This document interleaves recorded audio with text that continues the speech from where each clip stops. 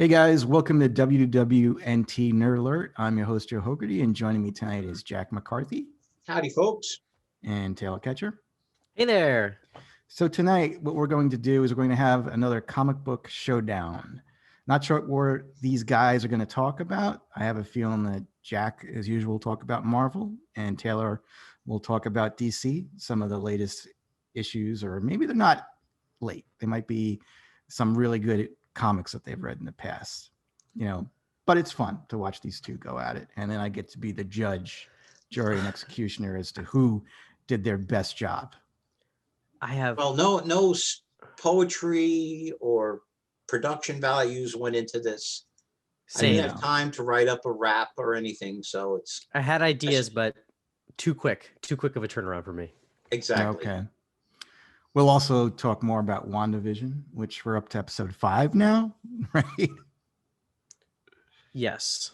Yeah. We're like one behind. So this is episode 4 for Nerd Alert. So we're up to episode 5. You guys correct watching and listening at home are probably up to episode 6.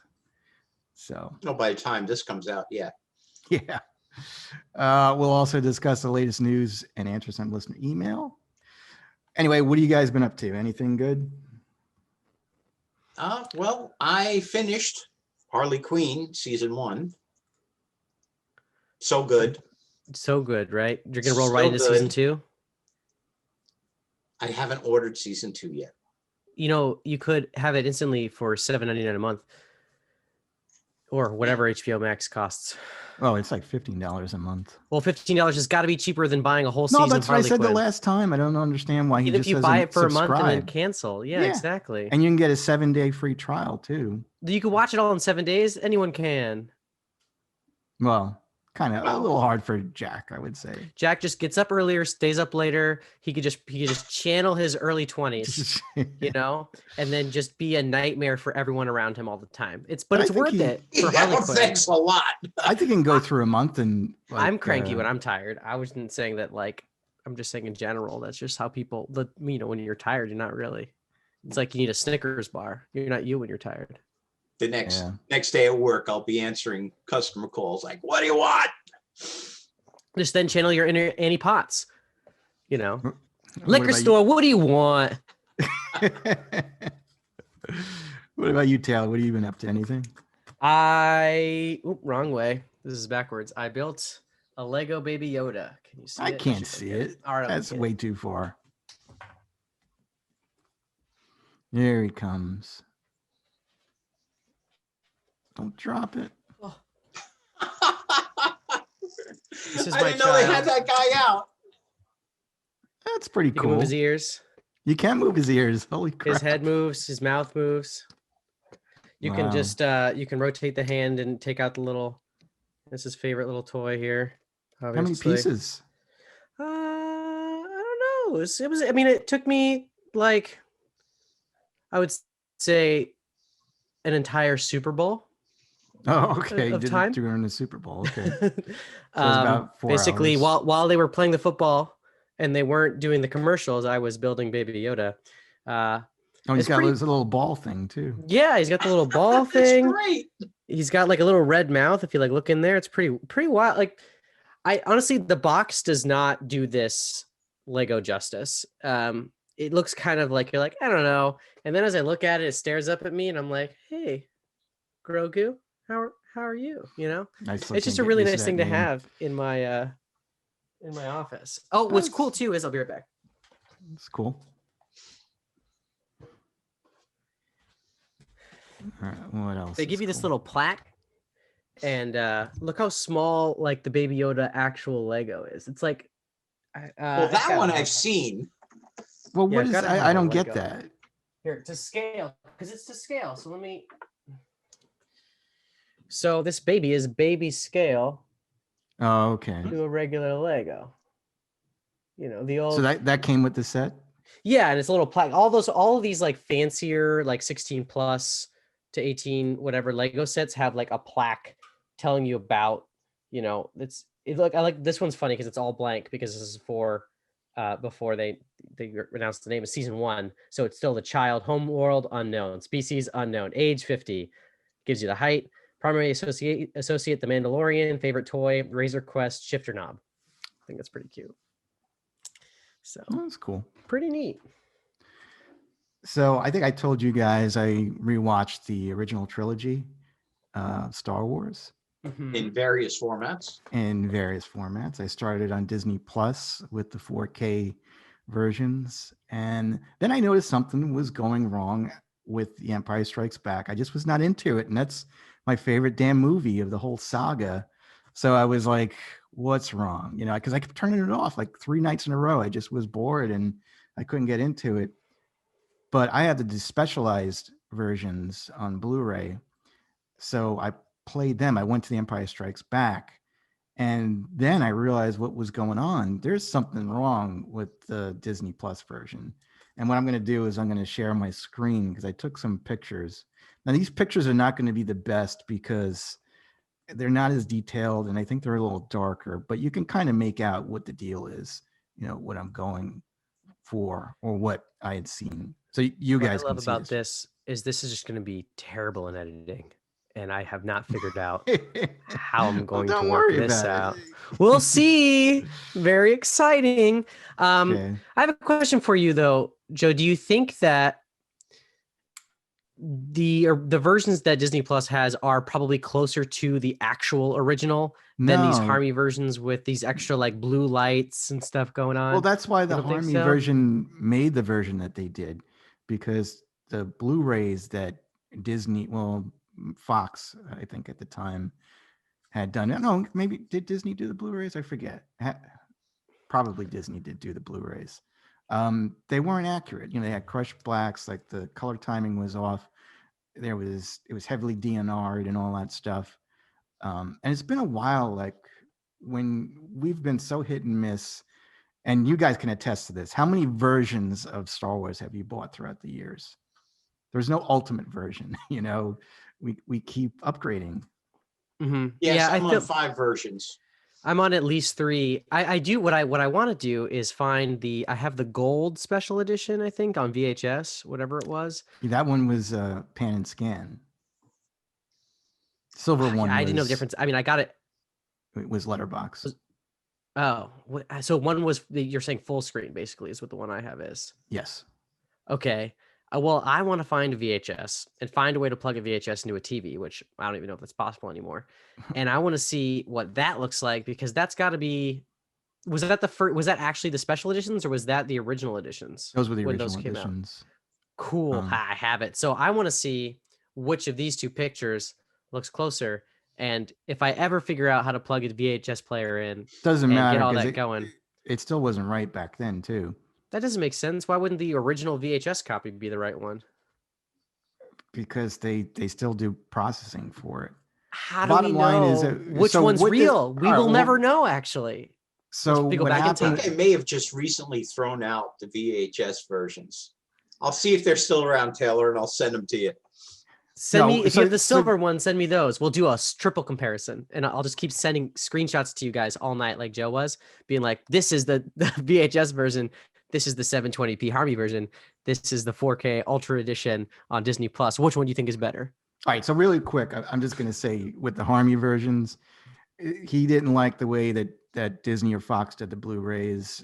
They just didn't look right. They didn't look like what they had seen in the movies. And he had gotten some actual reels like back from the 70s, but most of it is based on the Blu-ray that was released because at the time that was the highest quality that they had available. So Was what it he the did, Blu-ray or Laserdisc?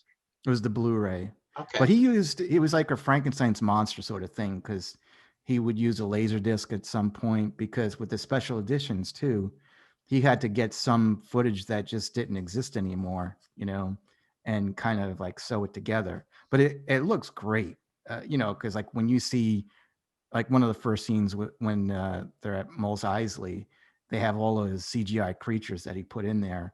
You know, you're missing some of the actual creatures that were there originally. Even like in the cantina, some of those creatures were replaced with CGI creatures. Anyway, And let's they get didn't to need this be thing. because they still looked good. They do, yeah, but Lucas is just like a little kid that doesn't know how to leave his painting alone that everybody loves and just keeps touching it until it looks like crap. Um, anyway, so the top one is the Disney Plus version. It's 4K Dolby Vision. The bottom one is the Harmony version. It's a Blu-ray and it's 720p. That's so crazy because the top one doesn't. I mean, I've watched them and they look super crisp, and for some reason, that one looks so uncrisp. Yeah, it does, doesn't it? I mean, it's a little darker, I think, on the Plus, screen. It looks close to the bottom. You still see the glow around Obi-Wan. And he did have a glow around him, you know. It's weird because I also watched Return of the Jedi, and Obi-Wan is transparent in the Harmony version. He's not transparent in the Disney Plus one. Well, I mean, I think some of it is, but the particular scene that I chose, he wasn't transparent. But I think Joe's adding Vaseline to his phone so that when he takes a picture of the Disney Plus version, it's just fuzzier. My phone? No. Yeah, how are you taking this picture with your phone, weren't you? Oh yeah, but I'm not doing it to my phone. It was a joke. I like the idea know. that you're purposely making it. All right, so this is the next one that I took a picture of. Again, the top is the Disney Plus one. The bottom one's the Harmony one. It's a color timing difference, basically. You know, you can see that it's more bluer on the bottom.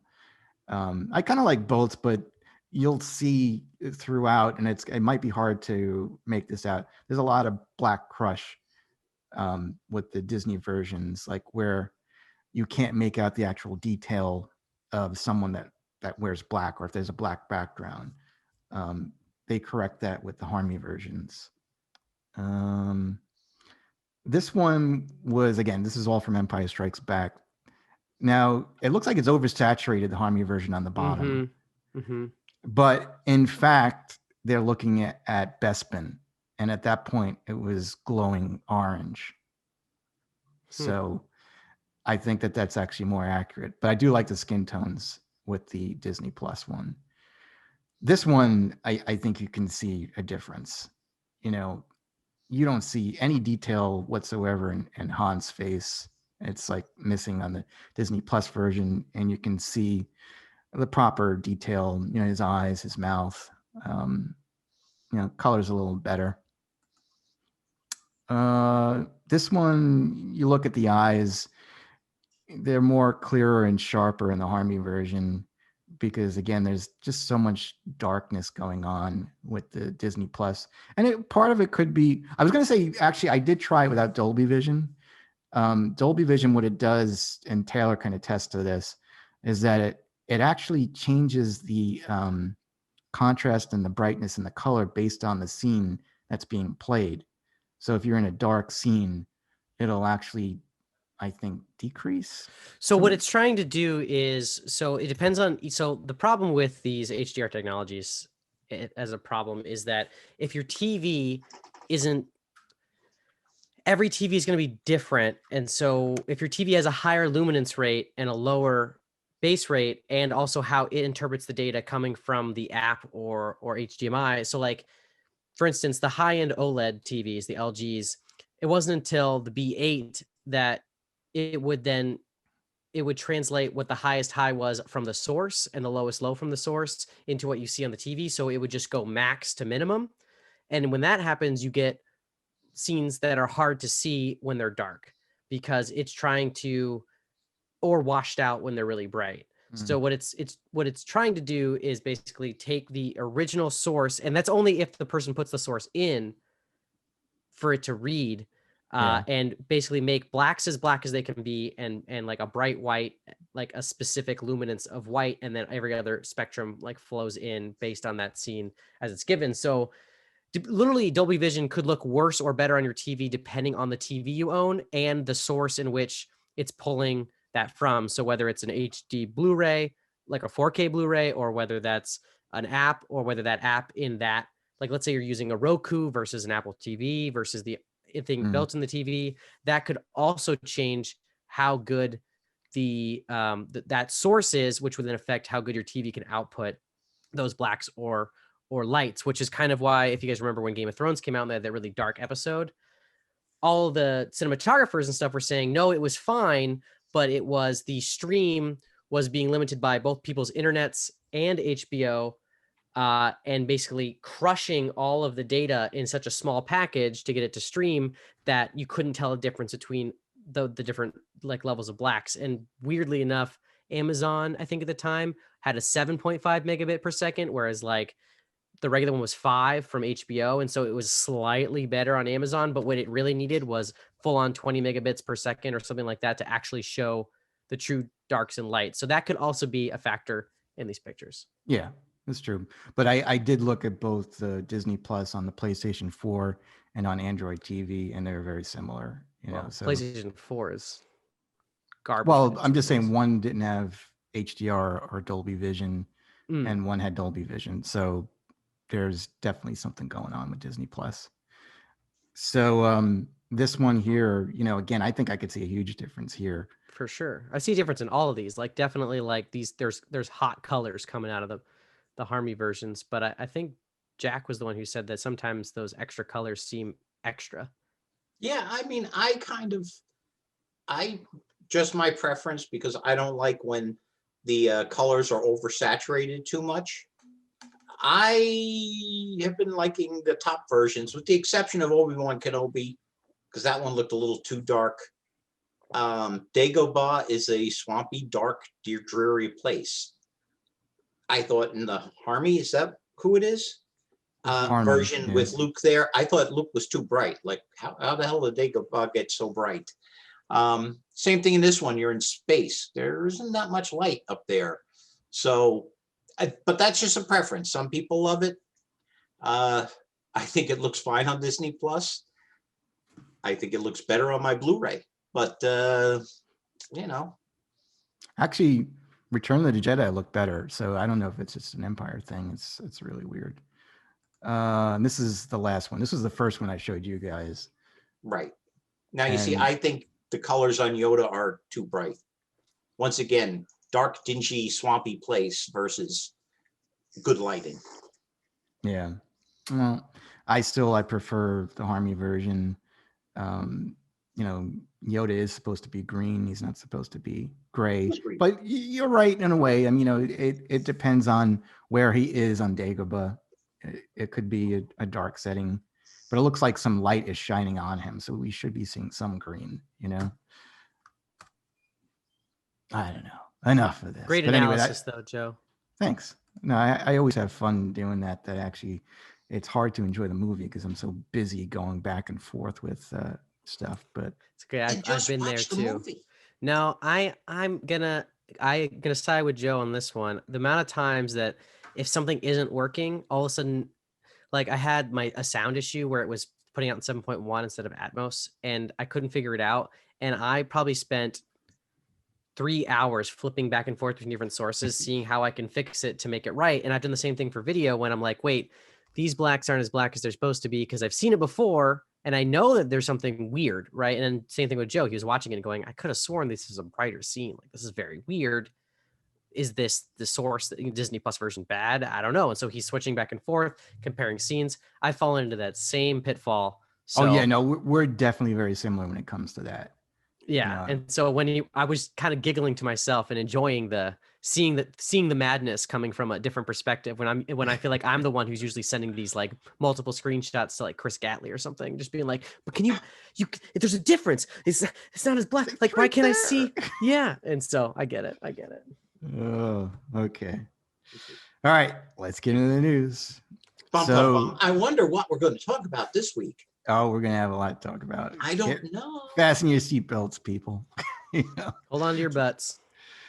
Anyway, so Gina Carino, who plays Cara Dune on the Mandalorian series, has been fired by Lucasfilm. She basically posted, I think it was on Instagram, some post. Anyway. It was anti-Semitic. It was an anti-Semitic post. Well, you know, let's get Jack to go first because you and I are going to have a lot to say about this. So let's see what Jack has to say.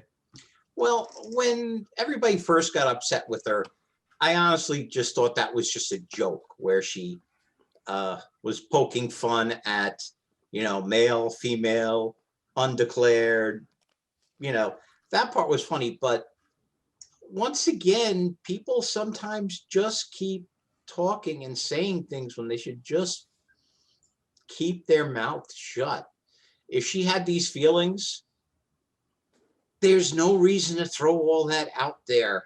It makes you a horrible person, but you're not sharing that horribleness with everybody in the world. And you probably see that on Facebook a lot too with your friends, right? No, my friends generally aren't horrible. No, I'm not saying horrible, but they'll post political comments or stuff like that. You could post political comments. A lot of them, yeah, they get riled up with me because of the current situation. There were some red hat wearers out there. Oh yeah, no, I've seen some of your posts too, and I'm like rolling my eyes. It's like, but no, but you want people to like you. She was putting downright racist dreck, and that's just not right. If Disney prides itself on being a family-oriented company. Its mostly media image is PG-13 at worst.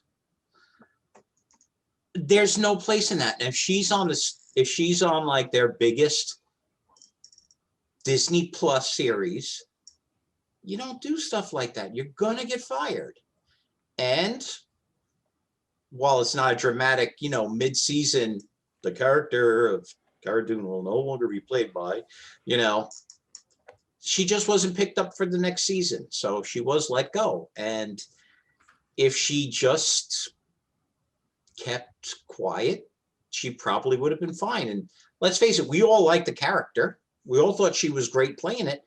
But as a company like Disney, you cannot have the stars of one of your show saying stuff like that in a public forum. So she got what she deserved for it is what it is. Now, Taylor's going to tell you I'm completely wrong and no, I don't think that stuff crazy, but go ahead, Taylor.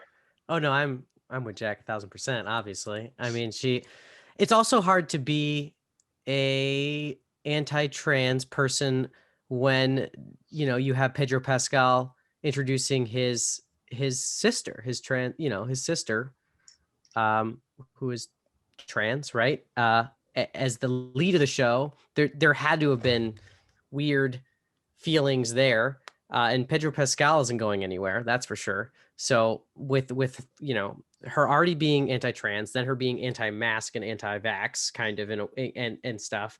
Well, at first, I didn't think she was anti-trans. I thought she was just making a joke about it. And it was kind of funny, like, what was it? I classify as a beep, bop, beep, or something like that. Yeah, but it still was I know people got upset about it. And to be fair, it's, they had a right to be upset about it because it was playing light on something that was truly affecting them as human beings, so jokes, again, like we've talked about James Gunn, we've talked about a lot of different people who've made bad jokes, and bad jokes are bad jokes, but this was, this was outright. Yeah. And then the most recent thing, she obviously realized it was bad because she deleted it, but it was, basically saying that the persecution of Republicans currently and the people that were pro-Trump is akin to Jews in Nazi Germany, which is just not a comparison you can make. And you don't make that comparison ever. Yeah, especially when a lot of those, people who are in that camp have 6 million was not enough hoodies and t-shirts and are already saying anti-Semitic things. So you're aligning yourself with these people who, you should not, because they're Nazis, or at least at minimum anti-Semitic.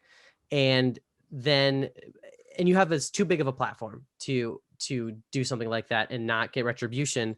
I mean, to quote, it's similar to, you just can't do, like I think Jack said it, but you just can't do stuff like that and expect not to get fired. Especially working for a family-oriented, especially media company. Disney's quote was pretty ruthless about when they were like, asked for a comment. It was basically like, yeah, we don't support any of this anti-Semitism, and we're a company about bringing people together, and and saying, you know, of all cultures and all choices and all everything. So she's gone. Yeah, so I had read the story, I guess, the night before, just before I went to bed, and I rolled my eyes. I was like, "Oh my God, you know, she's not too bright." It's, you know, like you're in a position, you're making money. What people didn't realize too is that she was going to have her own spin-off series, and she had said something that pissed off Lucasfilm in December, where they said, "No, we're not going to do it now." You know, so she's losing money out of that. You know, you don't have to. That's what I don't like about Twitter and Facebook and all these other social media platforms, is that everybody feels that they have to say what they feel. You know, and you got to realize that you're going to piss off somebody. It's half of your audience that you're going to piss off. No, the problem is people do not realize that freedom of speech does not give you freedom from consequences. Exactly. You could have your opinion and be a horrible person, but you know what? Don't be surprised, because somebody else has the freedom of speech to call you out on it. Mm-hmm. And these people get in so much trouble because they just forget that basic fundamental truth of living in a society with other people. If you have an opinion, you have to realize other people have opinions.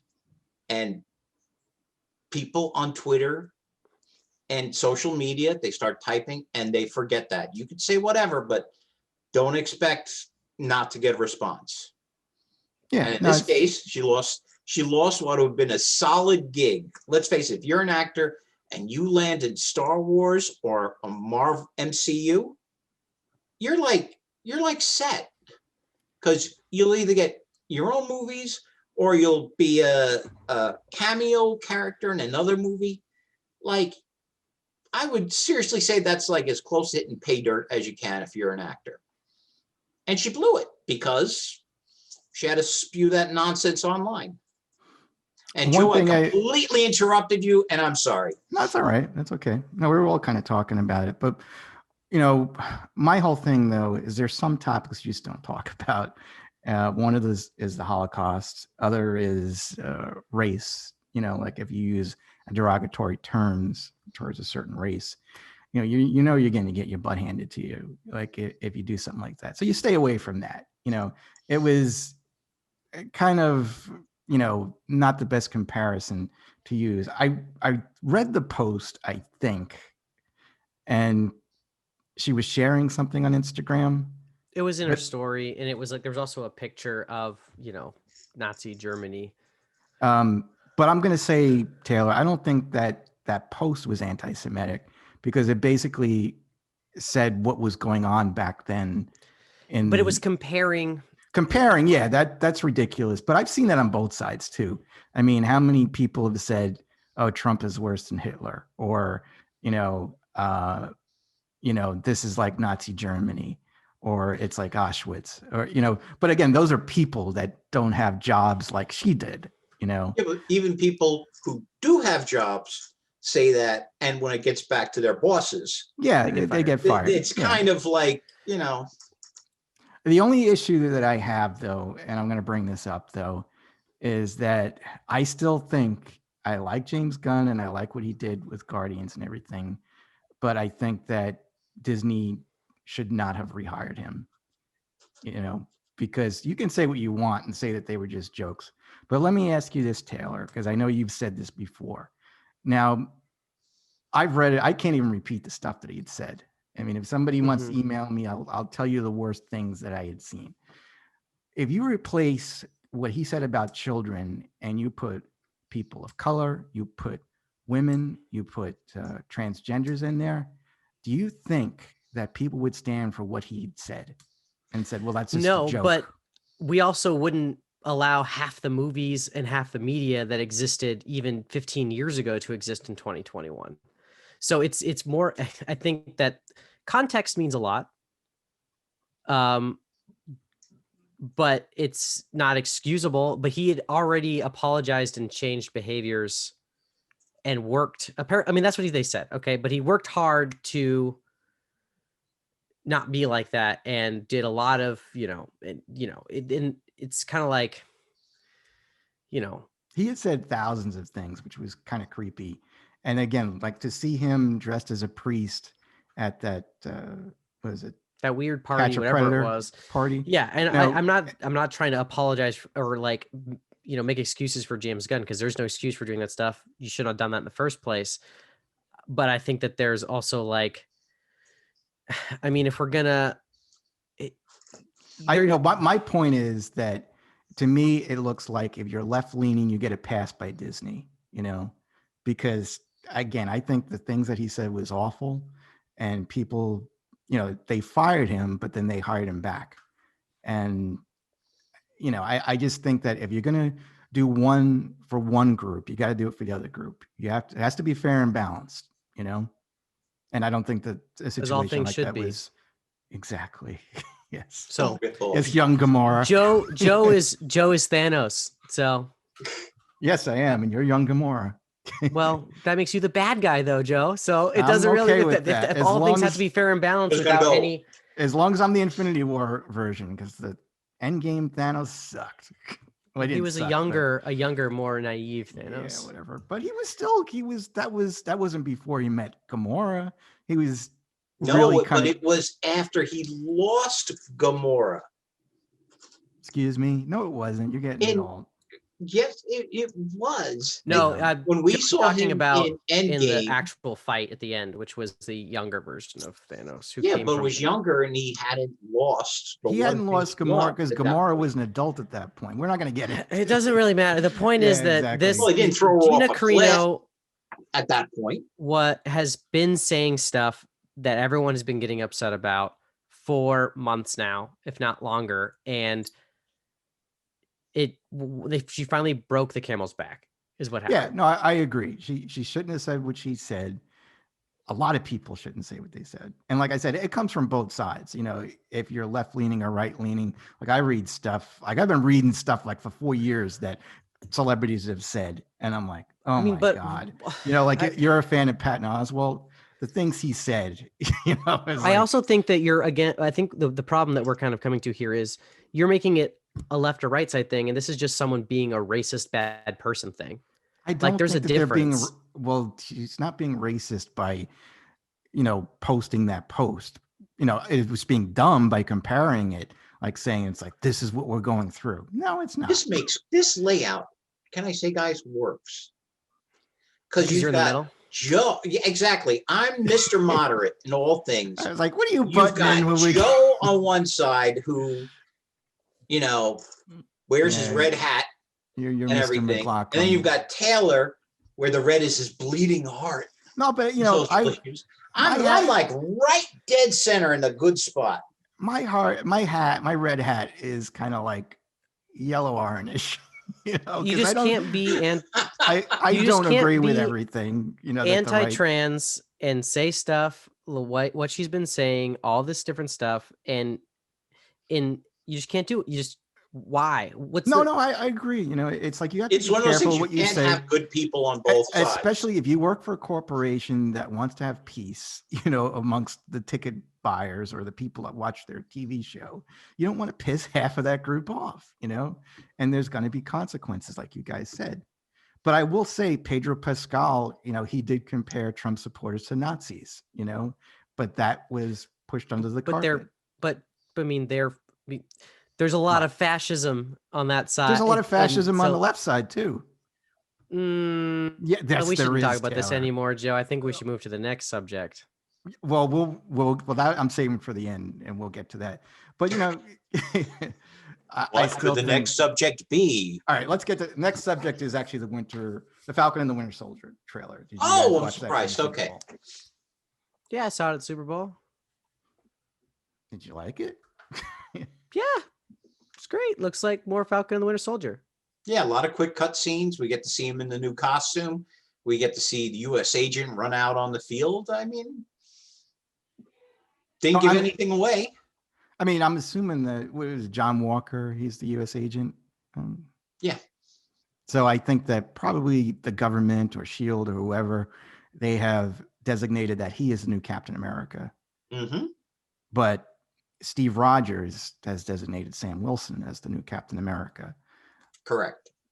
Probably there is going to be an issue with John Walker where he's probably similar to like what we've seen in the comics, like with Nightfall with Batman, like when Azrael took over or Jean-Claude Valley took over as the role of Batman. He was too aggressive. I think we might see something like that. It's not also just aggressive. I mean, John Walker is crazy. He's outright nuts. So Azrael was kind of pretty much nuts too. So yeah, it's not just very aggressive. It's just he's pretty close to a psycho. But it's going to come down to I think that possibly the three of them are going to face off against each other. Well, not Sam and Bucky. They'll be on the same side and all that stuff, but they'll probably have to take him down. And at some point, yeah. Yeah, we'll see the mantle changing at some point. Now I think Walker has enhanced strength though. Yeah, I think so too. He's not like Steve Rogers was peak human condition, but I think Walker is actually super strong. That's a bit more strength. So, but it's more even since Bucky is also enhanced too. So. Oh yeah, but Sam isn't. No, but Bucky and Sam are working together against John Walker. Like if they have a battle. But again, that's always been my problem with Falcon or Sam as Captain America. He's got no powers. He can fly. And that's even worse because it's like a hybrid Captain America Falcon thing. That costume design looks like crap. Never worked in the comics. They kept it for 2 years, didn't make any sales off of it because they bit the bullet. They did it. But a lot of people didn't like what it was. But it's comic books. Yeah, exactly. Like you knew Bruce Wayne was coming back as Batman. You knew the Odin son was coming back as Thor. You knew Jim Rhodes was going to give back the armor to Tony Stark. These things it's a storyline. I'd be surprised if it stays permanent in the MCU as well. Well, yeah, I would be surprised. Steve Rogers is coming back, at some point. Chris Evans. We don't know that, but it could come back recast. Yeah. Eventually, they're going to have to recast these guys. The one thing I didn't like was them meeting with the therapist. That just didn't work for me. The best thing that I've seen so far with the Falcon and the Winter Soldier is the Falcon flying. I think it was the Grand Canyon or something like that, like some sort of canyon. And he looks so cool when he's flying. It reminded me of in Independence Day when Will Smith's flying the jet through the canyon and the aliens following him. Felt very similar. That's why you should watch Superman 3, because Superman flies throughout the Grand Canyon in that one. It's pretty cool. I've seen Superman 3. It's called Superman Returns, right? Nope. Superman 3 has got Richard Pryor. He's baiting you, Joe. No, that's Superman 2.2. Superman 2 2.0 or something like that. No, because it was Superman. It was after Superman 2. It still took place, but so it was Superman 3 2.0. Let's move on. So Tom Holland has come out and said that Tobey Maguire and Andrew Garfield will not appear in the new Spider-Man movie. They just don't tell him anything. I think that he's just being kept in the dark. Because he just spoils stuff. He's just so excited. He's so lovable and excited that he just like gets excited. And then him and Mark Ruffalo team up and just try to spoil things for everybody unintentionally because of pure joy. And so that's what I think. I think it's a diversion. They just told him that so he would say that because they knew that whatever they told him he would say, even if they told him not to say it. And that's what I think. I think he knows. I just think he's lying. I think he's trying to redeem himself for all the stuff that he spoiled. Either way, same end result. Yeah. John Harrison wasn't Khan. It's the same thing. I would say that again. I missed that. That went over my head. John Harrison wasn't Khan. John Harrison. I thought you said gone. I didn't hear Khan. Okay. Yeah. Yeah. See, that stuff didn't bother me either. I know like people flipped out and they're like, they hated J.J. Abrams for that whole thing with, was it Into the Darkness and all that? But it's like, So what? I like Benedict Cumberbatch. But in a situation like that, I can understand him. But he got grilled over that. They're like, we will never trust you again. Never, ever. Never believe a word you say. Mm. But it's the same thing. I mean, there have been such crazy casting rumors going on with Spider-Man 3. Half of them could be diversions. You know who's telling the truth. Yeah. I think it's going to be a big movie, regardless. But we'll see. I mean, we definitely know Doctor Strange is in it. And Daredevil too, right? Yeah, and Doc Ock is back. Well, again, and, not Green Goblin. Yeah, well, again, we hope they are, but according to, what's his face? Tom Holland, they're not. Well, we'll see. Well, Zendaya was saying that Al Molino, very nice guy. She was very happy to meet him, and so he was on set supposedly. So who knows? Just to visit, they're like, this was basically it was a reunion set. They're like, let's everyone who's been in Spider-Man just come in for like a pizza. That's what it was for sure. Yeah, it was a pizza party for anyone who's ever been in Spider-Man. That's the only reason everyone was on set. That's like, it's almost the 20th anniversary of Spider-Man, I think. That's right? Gross. Yeah, but true. Why is it gross? It's crazy. That's like that feels like I'm so old. Yeah. Don't tell us that you're old, Taylor. Yeah. Oh. So Taylor, I don't know if you want me to do this or you can do your magic. Vanity Fair revealed the first images of Jared Leto as the Joker in the Snyder Cut. Oh yeah, it's right on the screen right now. Oh, you want it? Okay, it's right on the screen right now. Excellent. So what did you guys think? Carry on, Taylor. Party on, Jack. That's what I think of that. I'm just so tired. Okay, I knew that, I should let Jack talk first, but I just am so tired of Heath Ledger's Joker, which was perfect for what it was, being the template for any time we're trying to take Joker seriously. Great call, Taylor. Because I love that. Look, I love The Dark Knight. I love that take. I think Heath Ledger's Joker, probably definitely one of the best Jokers to ever exist. But man, do I just want like my purple suit, clean cut, Batman the Animated Series / most of Batman's history version of the Joker for what, like, that's not Jack Nicholson. Just give me, they could have done that. I mean, at least they got rid of the damage on his head. They got rid of like all the tattoos. And so good, I guess, but like sloppy makeup and long green hair is just not, I just try something else. That's where I'm at. Yeah. Do you have anything to say, Jack? No, I'm not going to gauge HBO Max to watch that movie either. I think you're insane. But that's just me. I think let it go. Well, I totally agree with Taylor. It really bothered me when I saw the picture because it's like, oh, they're ripping off Heath Ledger's Joker. It's like, again, Zack Snyder's stealing, not being original, like what he did with The Dark Knight Returns. He took the best parts of that book and put it into the movie, and also The Death of Superman. It's like, I'm going to take all the mishmash stuff, put it into one, so you guys can have an authentic Death of Superman or Batman or Dark Knight Returns, like that we all wanted to see. And he's doing the same crap with this. It's like, come on, Heath Ledger. The animated versions. Yeah, we have the animated version, but I'd love to see which are closer to the comic book than actual live action. So it's good. I mean, I enjoy that. Yeah, I'm all for an interpretation on live action. Like I love, Batman Begins, Dark Knight. Those movies are interpretations of a character, and they were done extremely well.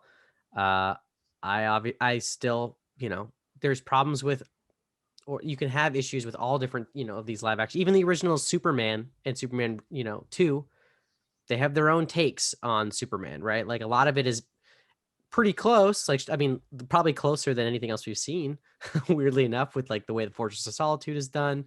And all those things are very close to the comics, but it's still all, how do you take this and make it, live action? And it can't always be one for one. And I'm kind of confused with the look of this Joker too, because it's like, it looks like why is he surgery? Yeah. it looks like he's got makeup on, like his lipstick. Yeah, it looks like more like the it's almost like because the Heath Ledger Joker was all makeup. Like, would Arkham give him lipstick? Was he in Arkham, or was he just in a weird cell? Or maybe in a weird cell, but I'm assuming it's in Arkham, Maybe he just had a lot of lipstick and he's just been doing this. Even so, it's like they're not going to give someone that's behind bars like lipstick and, for them to look even more menacing and threatening, just doesn't make any sense. I mean, in real life, they moved that one guy to a different prison so that he could have like Whole Foods or something. It was you were talking about Jeremy Epstein, non-processed so he can be killed. No, that non-processed foods, like he was like, he was the guy that attacked the Capitol, and they literally he's like, oh, but I can't eat processed foods. I need, and they moved him to a different prison to give him those better foods. I didn't know about that story. That sounds lame. It's very lame because he wore a weird bear outfit with like a horn thing. Oh, he was the guy with the horn? Storms the Capitol. Yeah. And they basically, he was arrested, and then his mom had to call and say, well, he only eats poor baby. Yeah, like whole, like non-processed foods. And his mom had to call. And so then they really moved him, though. So, I mean, in the world that we currently actually live in, if that's possible, why not give the Joker some makeup? Yeah. Hopefully it's good. Well, there's a trailer coming out, I think, on Valentine's Day. Yeah, they released another teaser today, and we got to see Black Suit Superman shooting laser beam eyes. It was very cool. Yeah. All right, here's the big one that we're going to talk. I don't know. Actually, I got one more. Jason Momoa apparently might be playing Knuckles in the Sonic sequel. Please make that real. That's so good. It's so perfect. Knuckles is such a bro. Is he? I mean, I know Tails, and I was getting them confused because I didn't really play the game. So Knuckles is... It's my favorite. This is like my childhood gaming series is Sonic. I tear up when I hear Green Hill Zone. And so, yeah, so there's Sonic, who's a chili cheese dog loving fast hedgehog. And then there's his pal, Miles Prowers. So Miles per hour. Miles Prowers, whose nickname is Tails because of his two tails that helps him fly. And he's kind of like the kid. He's the Robin to Sonic's Batman. He's the kid genius. So he's more like Tim Drake. So you've got Tim Drake. I feel like it's like Tim Drake and Dick Grayson if they were Batman and Robin is closer to like them because Sonic's fun. He's not broody. And then Knuckles is like this. He was a villain that turned good guy, kind of like he's like a Red Hood, I guess, if you wanted to keep comparing it to Robin's. And he's just kind of like a, I'm a cool guy with big old knuckles. Like he's just like, he's too cool for school and can punch through walls, and he can like float because he's an echidna. Echidna? I don't know how to pronounce that animal word, but he is one of those. And yeah, Jason Momoa as that, great. Yeah, originally, again, I thought he was playing Tails, and I was like, well, that doesn't make any sense. That would not make any sense because Tails is kind of like Sonic. It's me, Tails. Yeah, like you'd be a good Tails. Thanks. I would, man. Call me. And Jack's just like, what's Sonic? Is that drive-in fast food place? He's like, I'll take the slush. I love the Route 44 iced teas. I do like Sonic. They're pretty cool. But I do know who's Sonic. I know you do. I was trying to make a joke, all right? I mean, It was the best movie of 2020, so I mean, everyone. No, it wasn't. By far, it wasn't. Oscar winning. But again, there wasn't great 2020 movies. Jim Carrey. All right, let's get into the big news story. Charisma Carpenter of Buffy fame revealed that Joss Whedon, who is a garbage person, which we knew.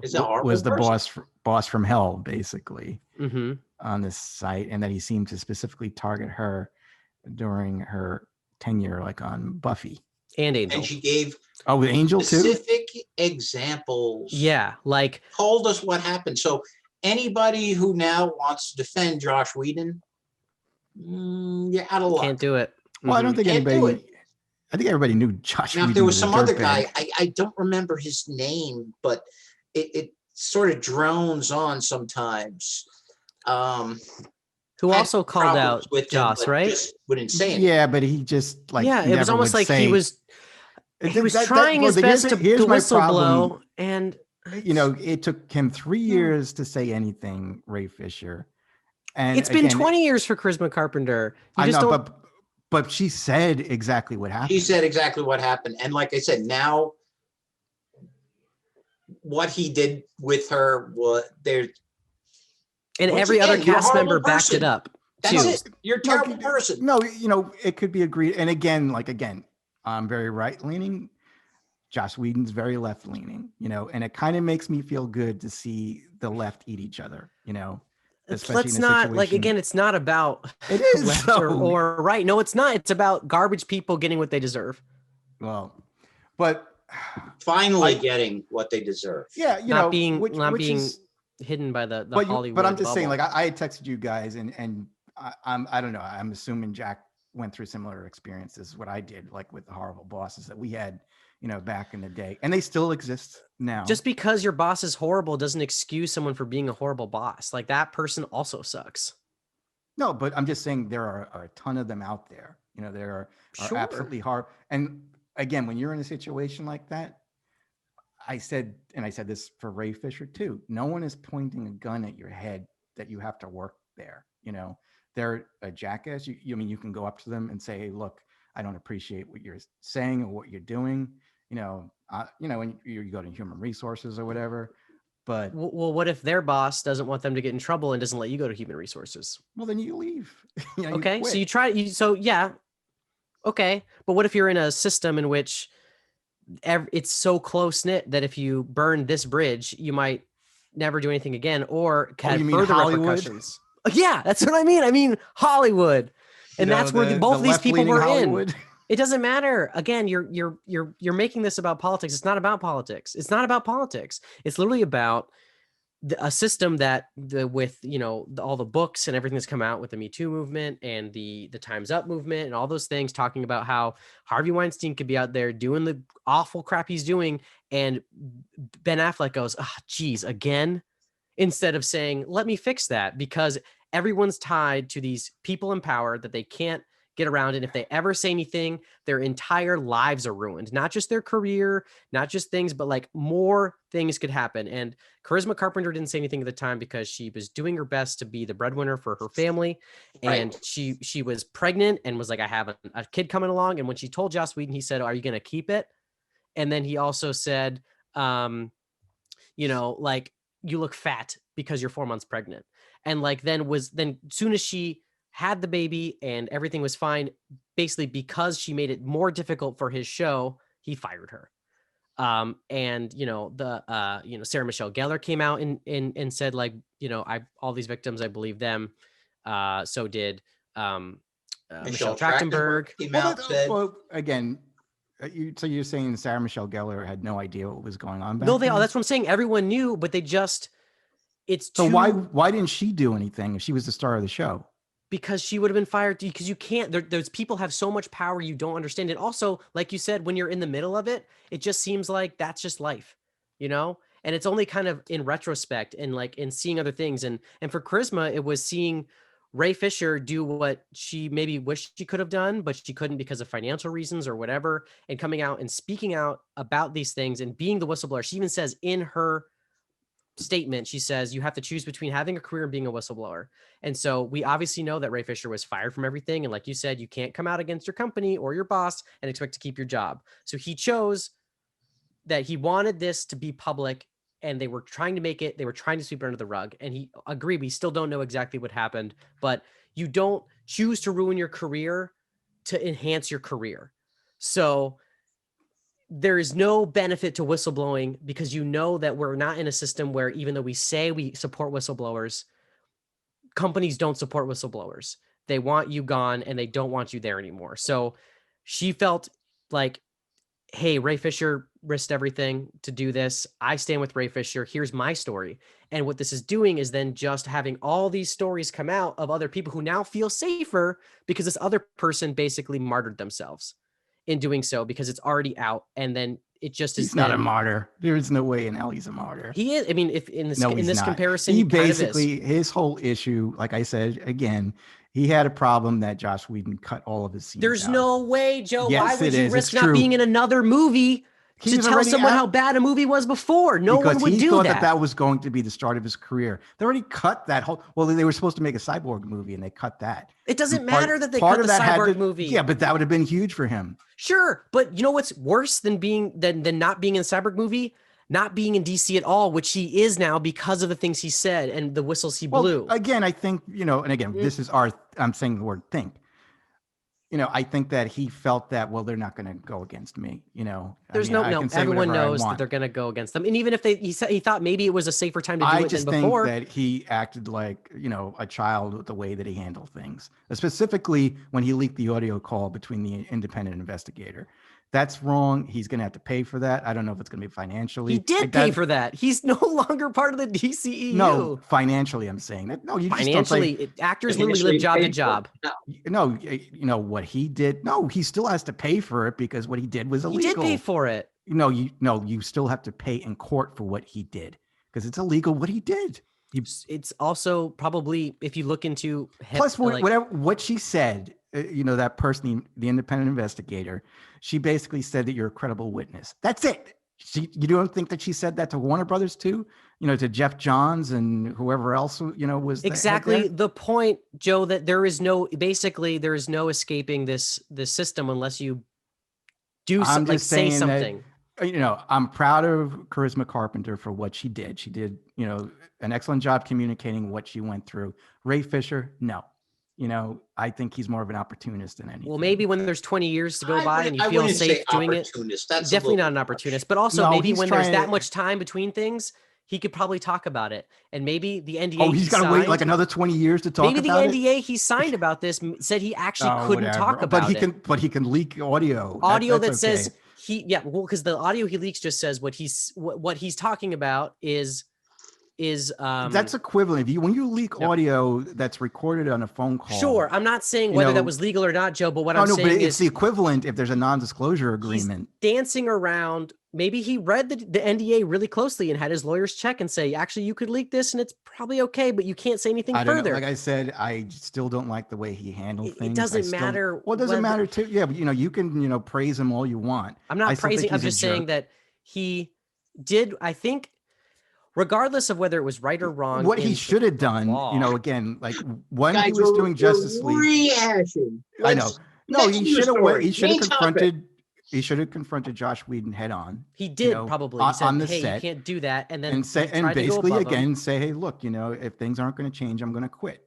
But no, he ended up staying for the whole thing. Again, I have no sympathy. Hindsight's 2020, man. In the moment, he's like, I'm going to get through this. But I don't like the way he's behaving. He could have handled this a whole lot better, and I just don't think that he is. I think it's just more complicated than fair play for. No, it's not. Charisma Carpenter, fair play for her for what she did. Joss Whedon, like again, we've always known he's a jerk, and he's also very arrogant. That's why he was fired by both Marvel and DC, because he talked about his love for DC and that he wanted to direct a Superman movie while he's promoting Age of Ultron, and I'm like, what is he, crazy? And then the next thing the Russo brothers are doing Infinity War, and then he started being negative about the Justice League version that he did, that he had enough time. And I think that he put a secret message in the movie saying that I tried, that homeless guy was holding it when his name came up on the credits. It's like, so they fired him, it's like he burns bridges. This guy, he must have some sort of mental problem. I think that he's someone that basically has no filter, like if he doesn't like what you're doing, he's not compassionate about what you're going through. He just explodes. I think he just got too powerful. Like anyone who has that much power. Absolute power corrupts absolutely. Mm-hmm. And again, we see that in the business world. We definitely have seen it in Hollywood, with Weinstein, and how people just let him do whatever he wanted, even though they knew that he was doing bad. And we see it in politics too. It's just, that's the way the world is.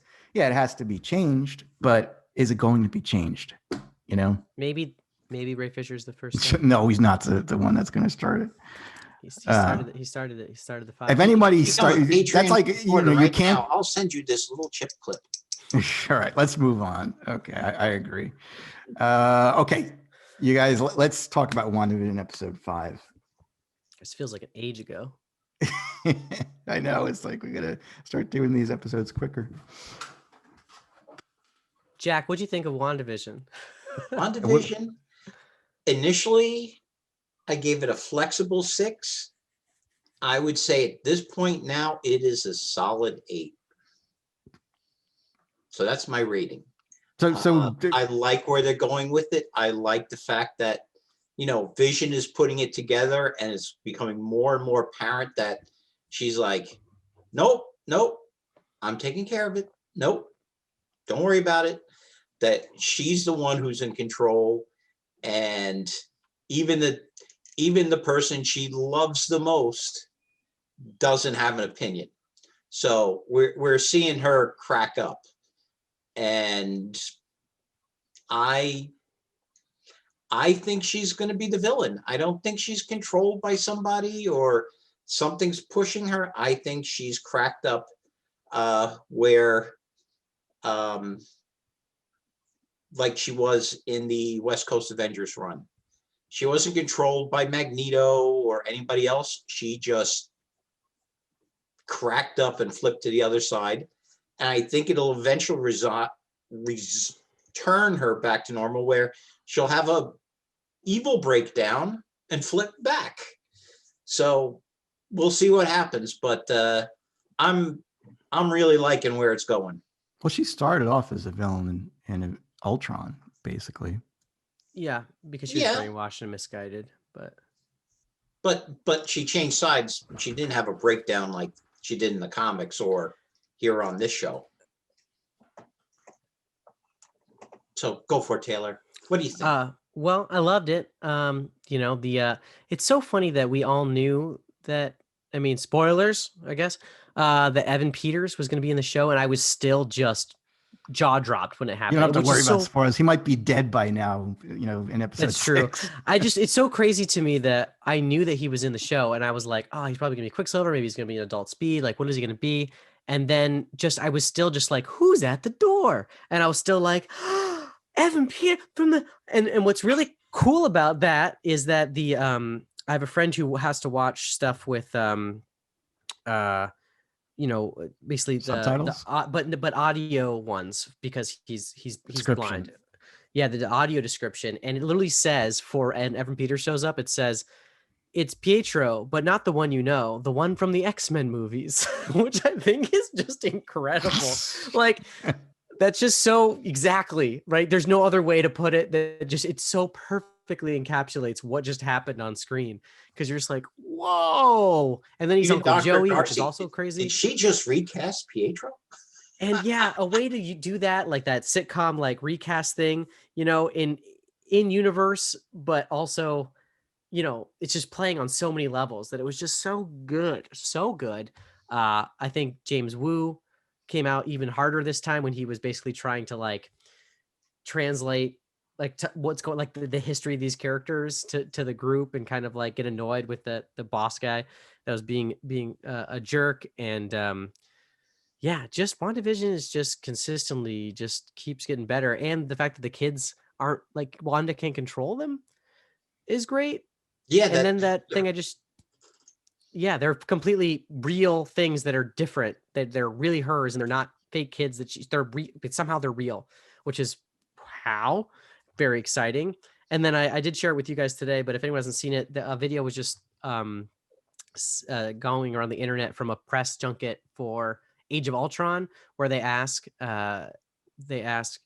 Elizabeth Olsen what her favorite Scarlet Witch story is, and she literally talks about House of M, and she's like, yeah, but you know, I would love to do it where Wanda goes crazy and it creates 2 kids and can't be controlled and kind of goes crazy because of it. But I think that Marvel will never do, or Disney will never do it, because it's too dark. And you're just like, oh my gosh, like, 1, she's into these comics and she knows what she's talking about, and 2, she's doing this thing that like none of us would have expected coming out of Age of Ultron, including the people in it. So no, I appreciated that, knowing that she actually read the comics and reads about her character. And it reminded me of, what's her name, Gwyneth Paltrow, when she was Pepper Potts. She didn't give a damn. To her, it was just a paycheck. It was like they were asking her, I think about Iron Man 3 or Iron Man 2. Some reporter, or she was on like a press screening or something like that, and they asked her, what about this happens? She goes, well, I couldn't tell you. I have my assistant highlight my lines, and that's the only thing that I read.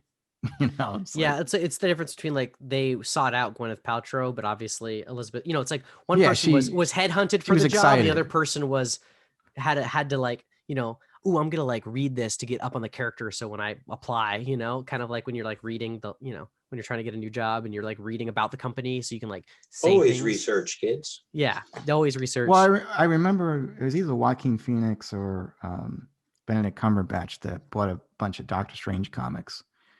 I think it might have been Joaquin Phoenix. Like, he walked into a store because he was up for the role. Mm-hmm. And I thought that was kind of cool. Again, like when you do your search, I remember too, Andrew Garfield was a huge Spider-Man fan. I don't know if Tom Holland is up there with him. Tom Holland definitely was. He was like, he's an acrobat. He was like learning to do flips so that he could be better Spider-Man, which is just great. Yeah, I just think that Andrew Garfield was an overall Spider-Man fan, where maybe, and I could be wrong, Tom Holland, I think, was more into the Ultimate Spider-Man, like that, because that's basically who he is. And yeah, that makes sense. That. So for me, yeah, it's getting better, the show. I'm now looking forward to the show, where before I was looking forward to it to end. I thought that the first 3 episodes were just horrible. And again, I just think that it was a mistake to have those episodes come out first, because I still think that they lost a lot of people. They might be getting word from mouth from people saying, well, you should watch it now. It's definitely a lot better. But I think they might have lost some people in the process, but they might have gained people too. People that were never interested in WandaVision, and again, through word of mouth, says, yeah, the show's pretty cool. Maybe skip the first 3 episodes though, if you're going to watch it. All those episodes are important. They were so important by episode 4. It was great. You can start with episode 4 and you'd be fine. I don't agree with that. A survey says, based on a sample size, that 66% of people enjoy what's happening in the show, and only 33% don't. So I think that they're doing okay. Oh, is that an actual survey? Yeah, of the 3 people in this room. Oh, and you could probably just watch the last 2 Lord of the Rings movie. That first one you don't need at all. I disagree with that. That's actually false. That's a false. I don't know where you got that data. That's false data. I missed that. Were you talking about The Hobbit? No, he was talking about Fellowship. He said you could skip Fellowship. Lord of the Rings, I'm sorry. Let's skip all of the important things that lead into everything. Like, but how do they get all Fellowship this of the Ring stuff? was not boring for the 3 hours that it was playing. Neither was WandaVision. Yes, it was. Correct. It was WandaVision is not extremely boring the first 3 episodes. It was a chore watching that crap. Only, again, 33% of the audience believes that, but the other 66% believes it was very, very well done. Why would I listen to your poll? It's you guys. It's a poll of 3 people that like whatever. these things. We need more participants to. Here it is. We're giving you statistics. We got the data. We got the data, Joe. You can't fight the data. But you can't go to the gym anymore for opinions because the gyms are closed. I'm pretty sure they wouldn't watch this. Joe sucks. I bet you they'd agree with us. I don't know. They probably wouldn't understand it, actually. I still, like I said, I don't like this Quicksilver. I'm just not a fan of him. It was cool when he did the slow motion stuff in Days of Future Past, but I don't know. I just don't like him. This should be interesting, though. I wonder if he's going to have powers. I guess you don't think he's going to not have powers? Well, he's a creation of her imagination. But is she pulling him from another universe? Even worse, it's another universe. She doesn't know what his deal is in the other universe. She doesn't know his life. I'm gonna be So joking. who knows? I'm looking forward to the episode tomorrow night. I want to see what happens. Me too. Yeah, we don't know what's happening. That's the whole thing. And you have to wonder too, when this 9th episode airs, are we going to know everything? Or are we going to left with a bunch of question marks? And then we'll have to find out in the multiverse of madness. No, then I'm saying if I'm left with a ton of question marks, I'm definitely going to say this show sucks, you know. But if they answer most of the questions, I'll be like, yeah, it started off slow, definitely finished off strong. Hopefully. No, I think it'll be resolved, but I think maybe there will be the reveal that leads into Spider-Man 3 or Doctor Strange in the multiverse. Yeah, that's what I'm wondering too. Like again, Elizabeth Olsen said that there was going to be a Luke Skywalker moment. If she was alluding to Quicksilver, or if we're still going to see somebody else. I hope that they order pizza and it's Tobey Maguire and he goes, "Pizza time." And then that's the whole cameo. Like you said, the Ninja Turtles. No, do you remember that part in Spider-Man? I think it was 2. Yeah, Spider-Man 2. Yeah, he's like pizza time, and he has like all the deliveries. It's real great. Some nice old lady gave me a churro. Spider-Man 2, best Spider-Man ever made, by far. Yeah, so hopefully, I'm interested. If that makes you happy, I'm interested in the series. I am happy. You should be. You're expanding, your parameters on things. So I'm glad you can enjoy stuff sometimes. Sometimes I worry about you. But that's the whole thing. If you learn anything from me, I'm very open-minded. I'm very swayable, when it comes to everything. All right, guys. Main topic. So comic book showdown. This is where the two experts in their field, they read a lot of comic books. They're going to basically talk about a comic that they're each are reading, and I'm going to decide which one sounds like the better deal. What do we do here? Should we have losers go first? Or should we have that's a harsh assessment. I mean, I lost last time, even though you did. I was going to say, or should we have Jack go first? I was pretty close to winning, though. It was a close one. No, it was close. You guys are pretty close. Jack just had all of those. He had the rap and rhymes. He was pretty good. Yeah, and the Willy Wonka stuff. I did the rhyme. It's solo time. And he doesn't have that now, so we'll see how good he gets. This time, I will have something next time to do. Same. The share screen. But you can't use authorized music, so you can't use Willy Wonka or anything like that. Dig Fair enough, Joe. All right, so you know what? Leaves me no choice. All right, you go first. Let's see what you have to say. What's your comic book? Tell me all about it. Who? You, Jack McCarthy. Me? Oh, I thought you were talking to Taylor. Okay, never mind. You distracted me with your chicanery, Hogarty. Okay. The comic book that I am going to review is a new series out at Marvel, of course. It is called Strange Academy. And this comic book is very similar to the way that Marvel has been doing the MCU, where a heist movie was Ant-Man. So you had a heist movie with superheroes. You had a war movie with Captain America in it, with superheroes. Well, now in this comic book, Marvel has decided to do Harry Potter. What? Yes. As crazy as it sounds, it is written by Scotty Young and drawn by Humberto Ramos, who is the perfect artist for this kind of story, because he's got a very cartoony style, a very fun style, and that's what this book is. The concept is, recently in the Marvel Universe, magic died. That all of the sorcerers started losing touch, where Doctor Strange's spells weren't working. So what he was doing was gathering any artifacts he could and using those to supplement his fading spell powers. He solved that problem in his own series. Now, in this series, it's sort of like The Force Awakens, where all these kids are now having these magical powers blossom.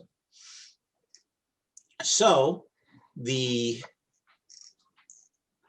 let's say, magic users, because they're not all wizards, are gathering these kids, and they bring them to this strange academy down in New Orleans. And it goes from kids you've never heard of to other kids that have connections to different Marvel heroes and villains. So, for example, Loki is now the king of Jotunheim after killing Lofri in the last Thor event, War of the Realms. So he has this frost giant girl who is starting to display these signs of chaos magic. He brings her there. The son of Dormammu is a student there as well. This sounds so good. Yeah. I'm telling, it's a heck of a lot of fun. You have twins from Asgard, where one is the smart, serious one, and the other one is the frat boy. You know, but once again, they both have to go because they're both triggering this chaos magic. So they have to learn how to control it and protect themselves. Because one thing that they established in the last couple of Doctor Strange series is that all magic has a cost. Well, these kids are shooting off spells, not knowing there's a cost. Mm-hmm. So, for example, one girl, she brings her dog back to life after it gets hit by a car. She pushes death away and restores the dog. So she starts playing with her powers, and she's in a field and she starts experimenting with a flower. Well, the cost was the tree behind her turns into like an evil ent and is ready to devour her, because the cost of her monkeying around with the flower was taking nutrients from the tree, so the tree attacked her. Mm. So once again, a tree wouldn't attack you, but due to magic, everything is dialed up and these things happen. So you have the students come in. Brother Voodoo is the principal. Amazing. The Scarlet Witch, Magic from the X-Men, Shaman from Alpha Flight, Damian Hellstrom. These are the professors. So cool. Who's Brother Voodoo? I mean, I did hear of him. Was he affiliated with the X-Men? No, but Magic is Colossus's sister. So she's long blonde hair, bangs. She carries this sword that's like. But who's Brother Voodoo? Like, where is he affiliated with? He did his own thing. He was in when Marvel in the 70s did all those monster books, like you had Werewolf by Night, Tomb of Dracula, Frankenstein had a book, The Man Thing. He was mixed in with that group. But he's the principal at this point. So the kids go through orientation and they discover that they have roommates. Great. So, of course, you have things happen like the son of Dormammu is now bunking with the frat boy from Asgard. You have the girl who is experimenting with the flower. She is now roommates with a fairy, who's also pretty funny. She's like, I'm waiting for them to say, I don't know if you guys ever read Captain Britain. Captain Britain's girlfriend is a fairy or something that she becomes however people view her. So if someone views her as beautiful, she becomes more beautiful. If someone thinks she's ugly, she becomes hideous. We don't quite know what's going on with the fairy yet. You also have a demon girl from, as best I can describe it, in Soul, when everybody lost their hopes. I forget the name of it from Soul, where all the disenchanted spirits. Oh yeah, that place. Yeah, I know what you're talking about. She's like from there. And of course, they pair her with this happy girl who likes to go out and have a good time. So you've put party girl sort of with Debbie Downer. With Raven. With Raven. Actually, Raven is a good comparison. And of course, she has this empathy that causes her to blurt out people's feelings at the wrong time. So you've got this kind of mix of characters in. It's very well written. It's fun. The art fits the mood completely. It's Marvel does Harry Potter. Even if you're not a big superhero fan, if you like Harry Potter, check it out. It's a fun book. I'm 3 issues in, and I've got 3 more to go. So, and then I'll be up to date. But it's just a lot of fun. Is it a limited series, or is it like? No, it's ongoing. It's replaced Doctor Strange, because Doctor Strange is a visiting founder, for lack of better terms. You know, like they're doing orientation. They're like, hey, how come Doctor Strange isn't here? I was going to mention that. Yeah. And then, of course, you know, the portal from hell opens and Doctor Strange falls out with a ton of demons, you know, and he's like, hey, welcome to my school, you know, if you survive your orientation, you know, and then they all get to showcase their little powers and stuff. And that's just the first issue. So, I mean, there's a lot of fun stuff going on in there. And also another big character was Doctor Strange's librarian. She's now like in charge of cataloging everything. So she's, let me think of, I don't know. She's just a good character in and of herself. She's a lot of fun too, because she's the most human person at the school on the staff. So she's kind of helping the kids ease into this new environment. So it's a fun book. You don't want to be late to Magic's class. No one will ever be late to that class again. It's just, like I said, it's a fun book. Check it out. All right. Let's hear from Taylor. What do you got? I don't know if I could beat this. I just want to read Jack's book instead of talking. Go to Strange Academy. There you go. You have a good time. I'm going to talk about a book that's a little darker, but I was kind of searching for something that was good for, you know, for Wonder Woman after Wonder Woman 84 was so disappointing. And so I kind of just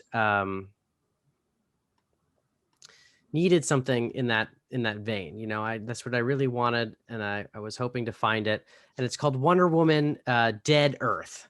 So imagine you there's raiders and all these things, very much like a Mad Max and a post-apocalypse. If you could imagine it just a little bit and think about what a post-apocalypse would look like, and all of a sudden you fall down this, as you're scavenging looking for pieces, you fall down into this cave and land on like a cryo chamber. And it breaks open, and then this creature comes out of nowhere. This like creepy giant creature comes out of nowhere and starts attacking you. And this person reaches out with their hand, grabs it, and snaps its neck, and is like, "Who am I? Who are you? What's going on?" And they're like, I don't know. And you realize that you're in the Batcave. Okay, you're in the Batcave, but it's post-apocalypse. You're like, "Well, where's Batman? What's going on here?" And then the person is like, "My name is Diana.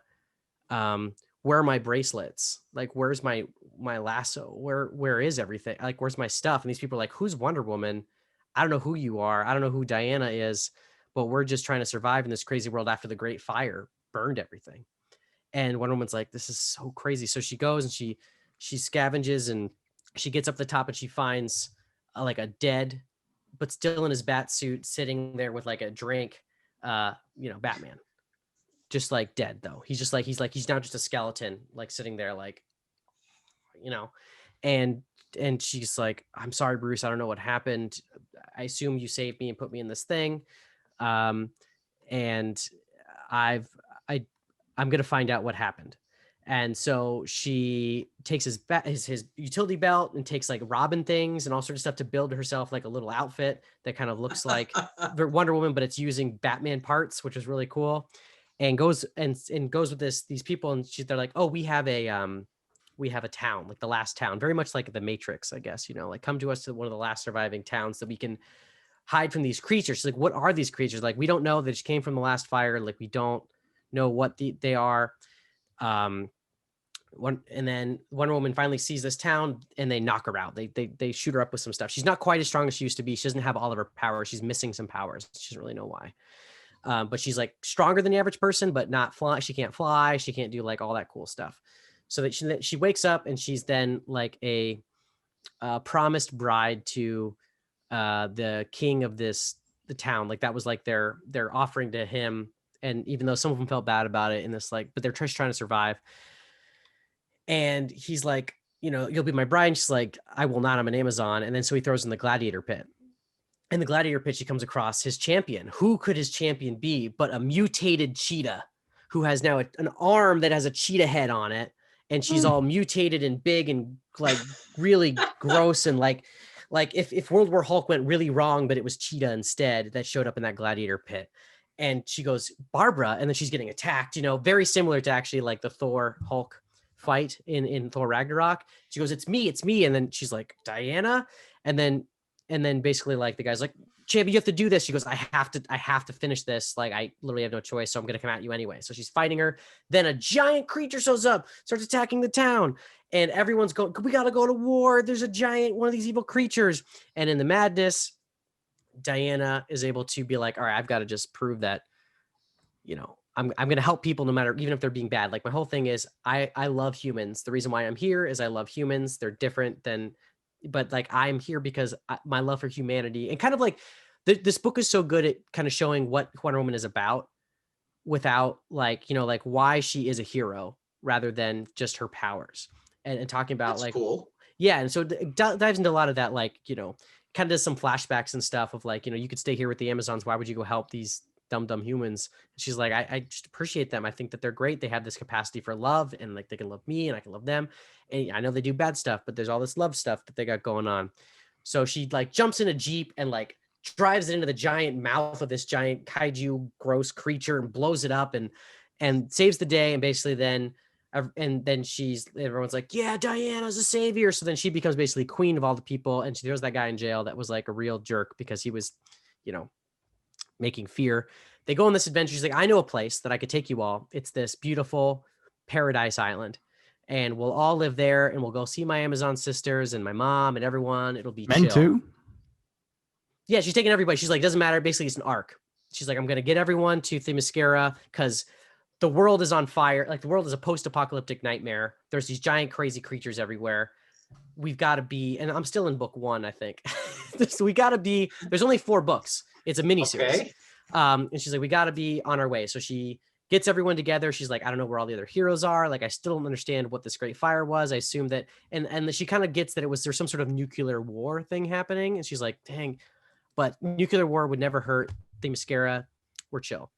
So she goes, and there's only a tiny boat. She takes her and like her closest like buddies that she's made now, like from like the beginning, and they go over there and they come across, gosh, I can't remember, like basically some of the most famous Wonder Woman like characters. Like there's one that's like the battle.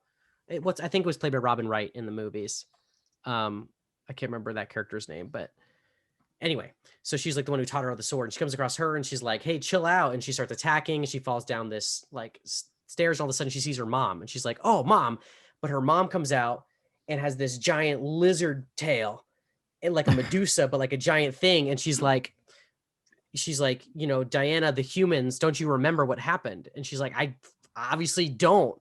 And it turns out that the Amazons realized the Earth was dying from pollution and all these other things, and they just were like, "Hey, humans, can you stop?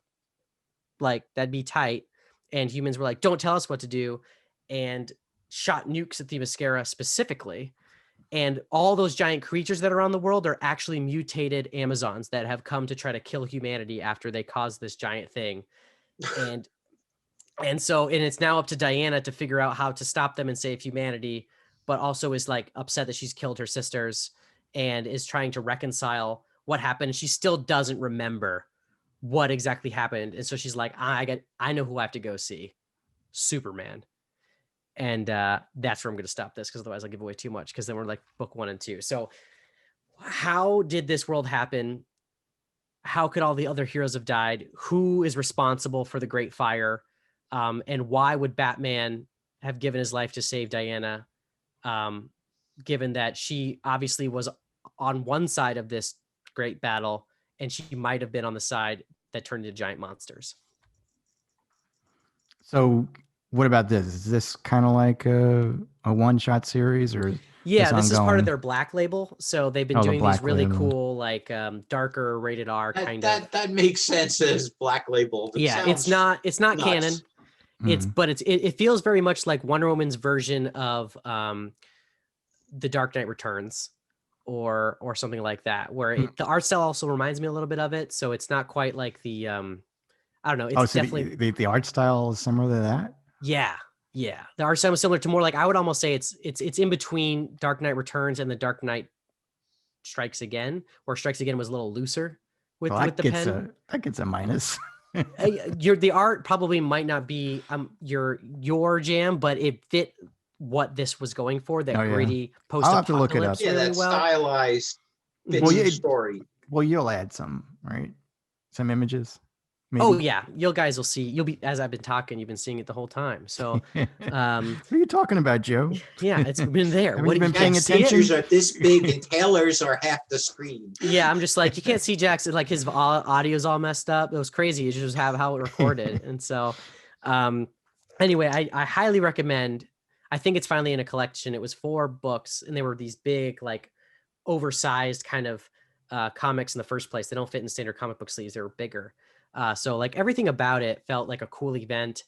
And I have to say that it's one of my favorite Wonder Woman stories, because it really did run the gamut of who Wonder Woman is. And also it added more to her backstory on her power levels in a really cool way that I've never seen done. Like they used her bracers as a power dampener rather than just an extra one of her powers. And so like, what happens when you let Wonder Woman be like this?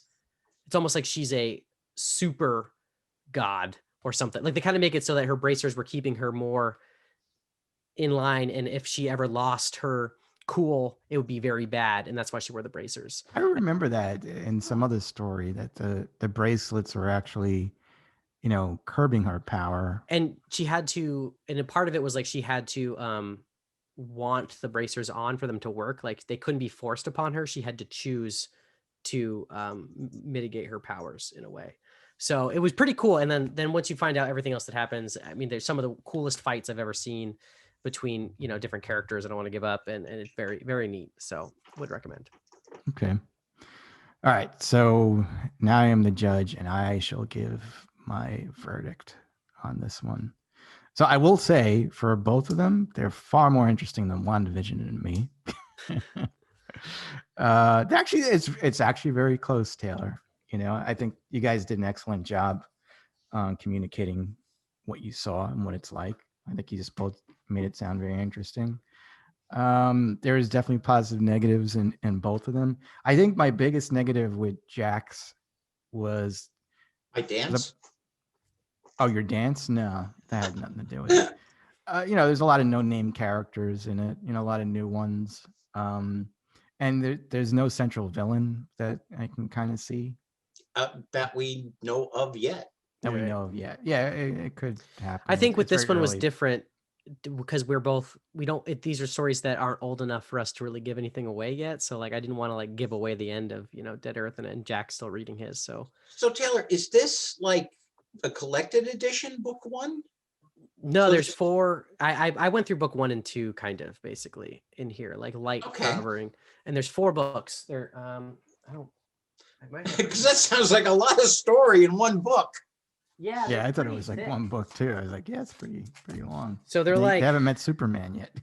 so like they're, but they're big. Like these are wide and there's 4, But they got big art, they got, it's just pretty cool. Big wide pages. Pretty neat stuff. Cool. So getting back to Strange Academy, I think the artwork is probably superior, because I know Ramos's work, and I know the Dark Knight Returns and Strikes Back or Strikes Again. Wasn't a fan of that stuff. Mhm. This kind of the story reminds me a little bit of Next Avengers, like where the offspring of various superheroes, like I think it was like Black Widow and Okay. Captain America. Mhm. I gotta watch that sometime. It was pretty Yeah. fun. Yeah, I thought it was pretty good. But and I thought that was pretty cool. You're what you talked about with Strange Academy. So getting into Wonder Woman and Dead, what is it? Earth, Dead Earth. So I found some of it very interesting. Some of it weird. Cheetah has an arm that's got a cheetah head on it. Well, they were experimenting on her with the radiation and with just genetic experiments because she was weird and different. Like they show like pretty horrific scenes of her, like basically them taking cheetahs and literally grafting them on so that they're alive on her body because of like gross experiments. This reminds me of Old Man Logan a little bit. Mhm. And There's definitely some of that in there. Mad Max a little bit. Mhm. Fury Road. Didn't like the whole environmental message. That's what was it the humans? Well, it was the Amazonians were like, "Hey, could we?" Because it was that was what's happening. The water was rising in the world because of basically global warming, and so they were just trying to be like, because there was a statue, and that was like a part that I almost had to go back and read. That like one point, Hippolyta is like, why did you put that statue underwater? Like, because they've been around for millions of years. She's like, and they're like, actually, that statue is where it's always been. Just the tide has raised. Yeah. So I mean, it's definitely an environmental message, for sure. But and I'm not saying I'm for climate control and all that. I'm just saying that it just felt like they could have done something else. But it sounds pretty good. All right. So after much deliberation, I'm actually going to go with Wonder Woman. really, Dead Earth. Yeah, actually, I kind of. Oh, there you go. And knowing that Taylor Superman gets a win. Knowing that Superman is coming in the next issue. Superman. I think you're going to see a lot of superheroes. And again, like when you started talking about Strange Academy, Jack, though, it was very interesting that Loki didn't bring his son, or maybe who knows, it could be a daughter for one of the Frost children, because he's half frost giant. Yeah, so you never know. That could be revealed at some point. Like you were saying, all the characters are no name and stuff. You see, I like when they do that. It's kind of a fresh start, and you can have some fun because these characters don't have a lot of history. They don't have any history. So that's what I like about it. Like there used to be a series called Avengers Academy, which same thing. You had these teenagers with superpowers, and Penny is jumping up on the couch there behind me. Yeah, so cute. She's going to lay down and go to sleep. She does camouflage. She blends in with the troopers. It's true. But I enjoyed the heck out of Avengers Academy, and like I said, this is fun. And like I said, you don't have to be a superhero fan to enjoy it. So that's also a cool. But I think with Dead Earth, what they're doing, since it's like a limited series, is they're trying to condense as much action in these 4 books or whatever. Oh, absolutely! It sounds insane. Yeah, so they want to tell a story quickly. This one, since it's an ongoing series, Strange Academy, it's going to get better throughout time. It's kind of slow moving. You're meeting the characters and all that. Mm-hmm. It's more character development. with these new characters and everything.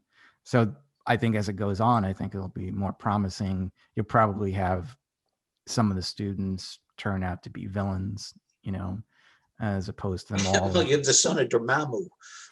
Well, you have a frost giant. I didn't even think about that. You have a demon named Despair. Yeah, but they have roommates. Or something like that. But their roommates are good guys, right? So, it's almost like they're forced to work with each other.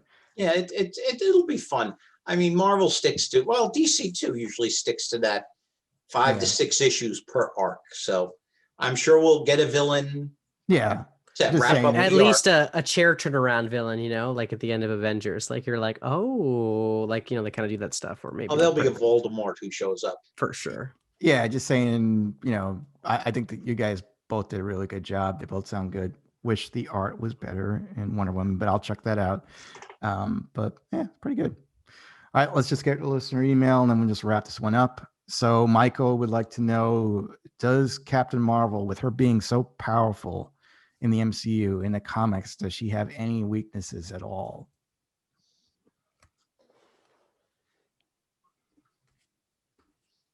Wow. I looked it up. So you did? Okay, good. Because then you probably know, because I don't think so. Well, one thing that she has is she does get tired and fatigued, and she has energy depletion. Mm-hmm. So at some point, that's probably when to get her. It's like when did they hit that point? I mean, I don't know. In the comic, they don't have her as ridiculous as she is in the movies. But I mean, she's still pretty powerful for a while. I mean, she took on Iron Man and is an ultra-sized Hulkbuster suit. I mean, I don't remember her hitting her limit yet. Well, anyway, that's something, nothing major. I mean, again, I'm sure she can kick some butt too. Joe did the research. Everyone can get fatigued. Yeah. Also, and you might be familiar with this, Jack, didn't Rogue steal her powers at one point? Yeah. Rogue stole her powers and wiped her memory. So even though she did get her memories returned, what didn't come back was the emotional connection to her memories. Like, for example, that's my dad. But I know he's my dad, and I know we did things together, but I don't have any affection towards him. Or is that still true? This is my best friend. Is that continuous canon? Like, is that still true with the Captain Marvel we have today? That is still true with Captain Marvel today, even though she's been fixed, I guess. But her and Rogue just do not get along. I mean, even though Rogue has said sorry numerous times. Was it on purpose for Rogue, or was it accidental? Well, Rogue started out as a villain. I was going to say they were both grabbing for the same donut.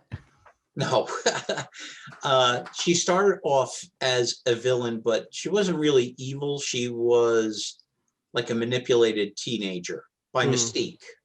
And Mystique sicked her on the Avengers or something. And that's when she came into contact with Miss Marvel. Yeah. So, I mean, for everyone I was a kid and I was confused at why Rogue didn't have the powers in the X-Men movie that she did in the X-Men cartoon. It's because the X-Men cartoon Rogue is post Miss Marvel power suck, and it's stuck for some reason. She's held on long enough that it's stuck, and no other time does it. I think you have to hold on to almost death or something. In a few minutes. Yeah. But for some reason, Miss Marvel's powers stuck. So that's when she got to fly. She got the super strength, the energy absorption. Mm-hmm. Well, I don't think Rogue has the energy absorption. I think she just has the super strength and the flight. Yeah, which is plenty anyway. I mean, not a bad deal. But when Rogue takes your powers too, doesn't she basically, render you useless for a short amount of time? I mean, that's how they showed it and stuff. Basically, that she knocks out whoever's powers she steals for the duration of how long they last. So that's why when she was touching Logan, when she was healing herself, he was dying because his powers were being taken from him that keep him alive. Right, this last one though actually could be a game changer. She is ineffective against magical energy. So she's Superman. Yeah, I don't know. I don't know if she's ever gone against a supernatural character. I mean, we all know that no one could beat Doctor Strange given enough time. Well, that's what they say. They haven't fought, but most fans think that Doctor Strange can beat her if it came down to it. Because for problems with magic.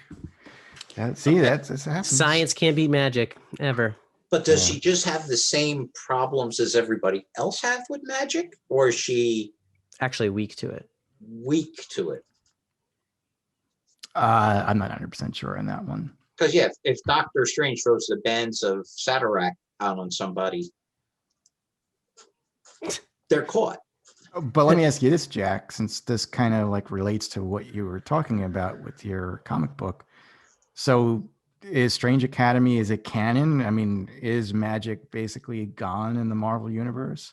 Oh, it has been, and it's come back. Oh, all right. So how long has it been gone? It was gone for a good, I think that arc lasted 12 issues, so about a year. Interesting. Okay, yeah, because I was like, I remember reading when they rebooted Doctor Strange, All New, All Different. When they were doing all of those, and he was kind of goofy and fun. Like it was a pretty fun version of Doctor Strange they were doing, and I was like, they were still magic because he was more Constantine than he had ever been before when they first started that off. Just kind of like dealing with demons and like seeing weird, goopy things happening in the background at all times that just other people can't see. That spectrum of magic or whatever. I thought was a very clever take. Oh, that's actually back in Strange Academy. That cool. The ancient one is actually their meditation teacher. Perfect. So the ancient one is having them learn the spell of the Eye of Agamotto. Oh, cool. And only one of them's able to do it. So she's tripping out, looking at all this weird stuff, and everybody's like, I can't do it.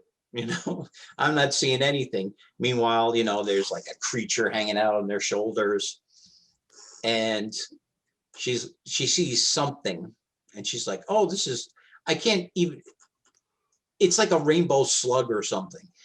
And she's like, oh, wow, that's so beautiful. Can I touch it? And the ancient one is like, no, and it ends up barfing a rainbow on her. And when it does that, all the other students see the barf, but they don't see the creature. So, all of a sudden, their friend is slimed, I feel so funky. Yes. Like I said, it's a heck of a lot of fun. So anyway, to answer your question, Mike, she does have weaknesses, but she still can kick some powerful butt, I guess, if that's serious. Is that right? Serious butt. Yeah. Mm-hmm. So that means that she would lose against Scarlet Witch. Potentially. I think it was the Scarlet Witch that broke it up the last time Rogue and Miss Marvel, Captain Marvel got into it. Well, I mean, like thinking about the fact that Scarlet Witch almost killed Thanos unless he did the the thing with the exploded, he was like rain hellfire or whatever he said. Oh yeah. Because she's like, you took everything from me. He's like, I don't even know who you are. And then the same thing, Captain Marvel almost beat him, but she was just like with brute strength. And so it'd be really interesting then to see, because obviously those two characters could have killed Thanos on their own, bar other outside factors. And if Captain Marvel is weak to, wizardry. Well, we've talked before how the Scarlet Witch's powers are weird. Yeah, they are in the MCU. Yeah, I just don't get them. But even in the comic books, they're weird. So yeah, but I think with the MCU, they're changing them to be more magical. Well, she learned to be more magical from someone, I think, if I remember. Yeah, from Agatha Harkness. And there's Agnes. Which is Agatha, but she's young, so right. I don't know. We're pretty sure Agnes or whatever from that is Agatha Harkness, right? Yeah. But Joe doesn't like her. He likes his old women wrinkly and tripled up. Should have sawed her in half when they did that magician thing. All right, let's wrap this one up. So, Jack, can you tell everyone where they can find you? You can send me an email anytime at jackm@wdwnt.com. .com. Taylor? You can find me on Twitter at tkatch, that's TK4TCH, or you can email me at taylor@wdwnt.com. And I'll even send you a picture of a puppy who's going to sleep. And you can email me at joe@wdwnt.com or send me a friend request on Facebook. Also, if you like our show and enjoy other WDWNT podcasts and would like to become a Patreon supporter, please visit WDWNT's Patreon page at www.patreon.com/WDWNT and check out Walt Disney World News Today and Universal Parks News Today for all your Disney and Universal Parks news. Donate now and you can get a can of air. When you're out of breath, nothing helps but like air. You came in too soon, pal. Because no, I came in too late. No, you came in too soon because now I'm going to talk about the carousel of products. So no, that's during the Patreon support. That's yeah. But anyway, you were rolling too quick. You didn't take a breath that you jump in on. You can visit the carousel of products where you can find a ton of WDWNT merchandise for sale. And you get nothing unless you pay for it. Of course. What do you think? Finally, please subscribe to the WDWNT Entertainment Channel, where you can find Nerd Alert and other WDWNT original programming available there. And like what Taylor had mentioned previously, you could like and subscribe. Like and subscribe, yeah. I don't think you let Taylor say where to get in touch with him. I did. You did? Oh, I must have missed Pay attention there, pal. He was too excited about his can of air. Something to grab. Yeah, and then playing with his pooch and all that stuff. Anyway, so this will be the end of WDWNT Nerd Alert Season 7, Episode number 4. So until next time, see ya. Good night, and be good to each other. Bye.